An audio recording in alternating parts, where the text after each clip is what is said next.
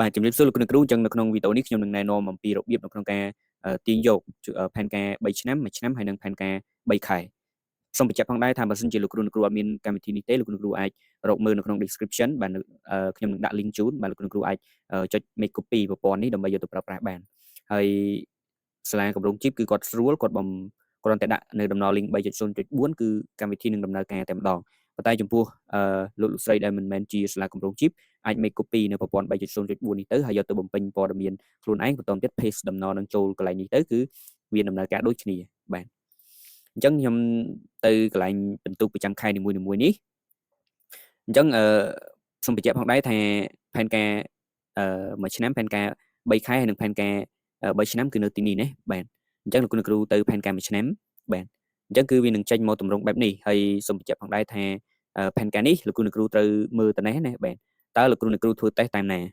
បើមិនជាយើងធ្វើតេស្តតាមកដាស់អញ្ចឹងយើងយកតេស្តតាមកដាស់នេះមកឬក៏លោកគ្រូធ្វើតេស្តតាម CALM ប៉ុន្តែដើម្បីបាននៅទិន្នន័យទាំងអស់នេះលោកគ្រូត្រូវតែបញ្ចូលនៅលទ្ធផលតេស្តណាបាទអញ្ចឹងកន្លែងបញ្ចូលលទ្ធផលតេស្តឧទាហរណ៍បើយើងតេស្តកដាស់យើងបញ្ចូលកន្លែងនេះមកបាទអញ្ចឹងគឺវានឹងមានបន្ទុកសមត្ថភាពទាំងអស់នៅនេះហើយបាទអញ្ចឹងលោកគ្រូបញ្ចូលតាមនឹងមកបាទប៉ុន្តែបើសិនជាករណីលោកគ្រូតេស្តតាម CALM ឬក៏ PLP ហ្នឹងអញ្ចឹងគឺលោកគ្រូបញ្ចូលកន្លែងនេះណាបាទតេស្តដើមឆ្នាំនេះបាទ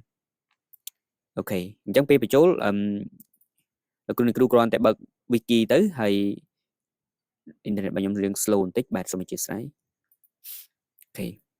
បន្តទៀតលោកគ្រូទៅ download លទ្ធផលណាហើយបន្តទៀតយើង copy ដាក់ចូលមកបាទហើយបើសិនជា page តនេះវាអត់ស្គាល់អញ្ចឹងលោកគ្រូត្រូវកែឈ្មោះត្រង់នេះដើម្បីឲ្យដូចជាមួយនឹងប្រព័ន្ធរបស់យើង 3.0.4 បាទអញ្ចឹងពេលដែលលោកគ្រូដាក់នៅលទ្ធផលអស់ហើយអញ្ចឹងកន្លែងផែនការនេះគឺលោកគ្រូអាច print ចេញបានហើយណាបាទហើយអានេះគឺវានឹងចាប់នៅលទ្ធផលលោកគ្រូធ្វើតេស្តបាទប្រចាំខែជូនបាទរបៀប print លោកគ្រូគ្រាន់តែចុចនេះកន្លែង print នេះឬក៏ control P ក៏បានដែរអូខ្ញុំអត់តបានលាក់នេះបាទអញ្ចឹងខ្ញុំលាក់ជូនសិន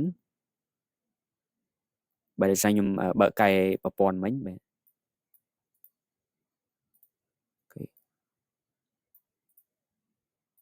បាទអញ្ចឹងលោកគ្រូគ្រាន់តែចុច print នេះមកបាទអញ្ចឹងគឺនឹងបានជាការស្រេចណាកំណត់យកកណ្ដាល E4 បែបហ្នឹងមួយទៀតគឺផែនការ3ខែបាទអញ្ចឹងលោកគ្រូចុចអូផែនការមួយឆ្នាំមិញខ្ញុំភ្លេចប្រាប់មួយទៀតកន្លែងនេះណាបាទតើលោកគ្រូឆ្នាំទីមិនមែនហើយបាទដោយសារសាលាខ្ញុំ chip AF អញ្ចឹងឆ្នាំនេះជាឆ្នាំទី2ណាតែបើលោកគ្រូអនុវត្តដល់ឆ្នាំទី3ហើយយើងយកឆ្នាំទី3មកវានឹងលុតភាគរយដូរជូនហើយបាទអញ្ចឹងលោកគ្រូកុំភ្លេចដូរត្រង់នឹងផងណាបាទដោយសារខ្ញុំឆ្នាំទី2ខ្ញុំយកឆ្នាំទី2នេះបាទហើយឥឡូវយើងចូលទៅមួយទៀតគឺផែនការ3ខែបាទចំពោះផែនការ3ខែគឺដូចគ្នាបាទអញ្ចឹងលោកគ្រូអានេះខែនេះខ្ញុំជ្រើសរើសឲ្យត្រឹមត្រូវអស់ហើយអញ្ចឹងមិនជ្រើសទៀតទេប៉ុន្តែអ្វីដែលលោកគ្រូត្រូវមើលគឺត្រង់នេះណាបាទតើយើងតេស្តដើមឆ្នាំយើងតេស្តតាមណាហើយតេស្តចុងឆ្នាំយើងតាមណាអញ្ចឹងលោកគ្រូរើសមកបាទអូខេហើយបើសិនជាលោកគ្រូចង់បិទនៅលទ្ធផលត្រង់ខែឧទាហរណ៍ថាខែនេះបាទអញ្ចឹងលោកគ្រូគាត់ទៅចុច close នេះមកសំទោសបាទចុច close នេះមកអញ្ចឹងវានឹងធ្វើការបិទលទ្ធផលជូនបាទហើយបើយើងចង់បិទខែមករាដែរយើងចុច close នេះមកអញ្ចឹងវានឹងលាក់ជូនហើយយើងចង់នេះយើងលុបវិញទៅបាទអញ្ចឹងវានឹងបង្ហាញជូនហើយនេះផែនការ3ខែណាអញ្ចឹងគ្រូចុចតែកន្លែងប៊ូតុង print នេះមកបាទអញ្ចឹងគឺផែនការ3ខែរបស់យើងវាមាន4ត្រីមាសបាទអញ្ចឹងគឺ4ស្លឹកដែរ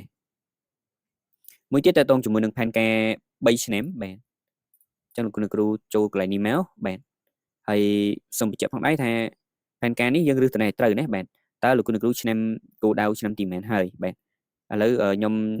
យកឲ្យត្រូវខ្ញុំឆ្នាំទី2ហើយនេះទី3បាទអញ្ចឹងលោកគ្រូរើសអូនេះទី3នេះទី4បាទរើសឲ្យត្រូវណាបាទហើយចាំចុច print បាទ print មកបាទអញ្ចឹងបើសិនជាវាចេញតម្រង់បែបនេះ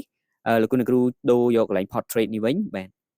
នេះវាជាប់ក្បាលលើនេះអញ្ចឹងលោកគ្រូដើម្បីផ្ដាច់វាយើង select តែត្រឹមអ្វីដែលយើងចង់ print មកបាទហើយយើងចុចprint ម្ដងទៀតបន្តទៀតវាតនេះយើងយកកន្លែងពាក្យ selected cell ណាបាទហើយលោកគ្រូកុំភ្លេចចូលមកដោះកន្លែងនេះផងបាទកន្លែងនេះយើងដោះ tick ចោលទៅបាទអញ្ចឹងយើងទុកតែប៉ុណ្្នឹងមកអញ្ចឹងគឺវានឹងលុតបានត្រឹមត្រូវហើយណាបាទអញ្ចឹងនៅក្នុងវីដេអូនេះមានតែប៉ុណ្្នឹងសូមអរគុណសូមជម្រាបលា